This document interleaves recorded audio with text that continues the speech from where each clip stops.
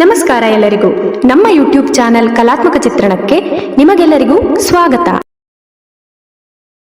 ನಾವು ಇಂದು ಶ್ರೀರಾಮನ ಪಟ್ಟಾಭಿಷೇಕದ ಕಥೆಯನ್ನ ತಿಳಿಸಿಕೊಡುತ್ತೇವೆ. ಶ್ರೀರಾಮ ಹಿಂತಿರುಗಿ ಅಯೋಧ್ಯೆಗೆ ಬರುತ್ತಿರುವ ವಿಷಯವನ್ನ ಭರತನು ಎಲ್ಲರಿಗೂ ಹೇಳಿದನು. ವಿಷಯ ಕೇಳಿ ರಾಮನ ತಾಯಂದಿರಿಗೂ ತಮ್ಮಂದಿರಿಗೂ ತುಂಬಾ ಸಂತೋಷವಾಯಿತು. ಸುದ್ದಿ ಇಡೀ ಅಯೋಧ್ಯೆಯಲ್ಲಿ ಹರಡಿತು. ಪ್ರಜೆಗಳೆಲ್ಲರೂ ಆನಂದಪಟ್ಟರು. ಇಡೀ ಅಯೋಧ್ಯೆಯನ್ನ ಅಲಂಕಾರ ಮಾಡಿದರು. ತಳಿರು ತೋರಣಗಳಿಂದ ಸಿಂಗರಿಸಿದರು. ಅಷ್ಟರಲ್ಲಾಗಲೇ ಭಾರದ್ವಾಜ ಮುನಿಗಳ ಆಶ್ರಮದಿಂದ ಪುಷ್ಪಕ ವಿಮಾನ ಅಯೋಧ್ಯೆಗೆ ಬಂದಿತು. ಎಲ್ಲರೂ ಅದರಿಂದ ಇಳಿದರು. ಅವರನ್ನು ನೋಡಿದ ಜನರು ಶ್ರೀರಾಮನಿಗೆ ಜಯವಾಗಲಿ ಎಂದು ಜಯಕಾರ ಹಾಕಿದರು. ಭರತನು ಓಡಿ ಬಂದು ಶ್ರೀರಾಮನಿಗೆ ನಮಸ್ಕಾರ ಮಾಡಿದನು. ಶ್ರೀರಾಮನು ಭರತನನ್ನ ತಬ್ಬಿಕೊಂಡನು. ತಾಯಂದಿರಾದ ಕೌಸಲ್ಯ, ಸುಮಿತ್ರ ಮತ್ತು ಕೈಕೇಯಿ ಹಾಗೂ ಗುರುಗಳಾದ ವಸಿಷ್ಠರು ಇವರಿಗೆಲ್ಲ ಶ್ರೀರಾಮನು ನಮಸ್ಕಾರ ಮಾಡಿದನು ಮತ್ತು ತಮ್ಮ ಶತ್ರುಘ್ನನನ್ನು ತಬ್ಬಿಕೊಂಡನು.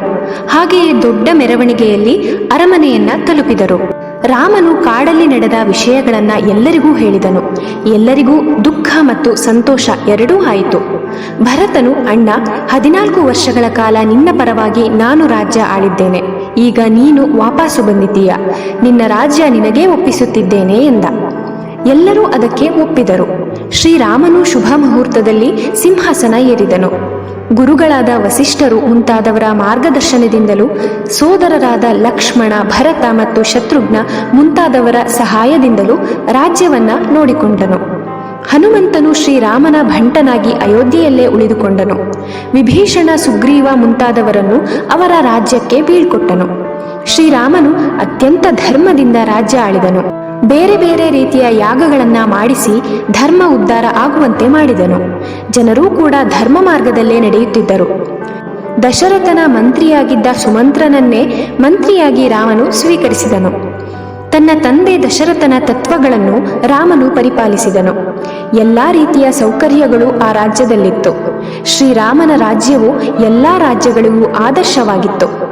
ಹಾಗಾಗಿ ಇದನ್ನ ರಾಮರಾಜ್ಯ ಎಂದು ಕರೆಯಲಾಗಿತ್ತು. ಮುಂದಿನ ವಿಡಿಯೋದಲ್ಲಿ ಸೀತಾ ಪರಿತ್ಯಾಗದ ಕಥೆಯನ್ನ ತಿಳಿಸಿಕೊಡುತ್ತೇವೆ. ಅಲ್ಲಿಯವರೆಗೂ ನೀವಿನ್ನೂ ನಮ್ಮ ಚಾನೆಲ್ನ ಸಬ್ಸ್ಕ್ರೈಬ್ ಮಾಡಿಲ್ಲ ಅಂದ್ರೆ ಈ ಕೂಡಲೇ ಸಬ್ಸ್ಕ್ರೈಬ್ ಮಾಡಿ ಹಾಗೂ ಹೆಚ್ಚು ಹೆಚ್ಚು ಜನರಿಗೆ ಶೇರ್ ಮಾಡಿ. ಧನ್ಯವಾದಗಳು.